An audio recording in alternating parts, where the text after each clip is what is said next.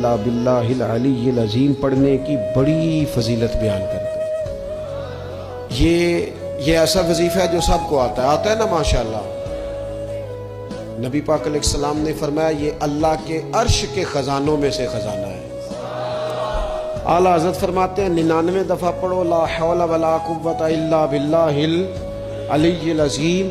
فرمایا اللہ تعالیٰ تمہیں 99 بیماریوں سے شفا دے گا، اور اس میں سب سے چھوٹی بیماری ٹینشن کی بیماری ہے، سب سے چھوٹی بیماری غم کی بیماری ہے، چھوٹی، باقی بڑی بڑی ہوں گی۔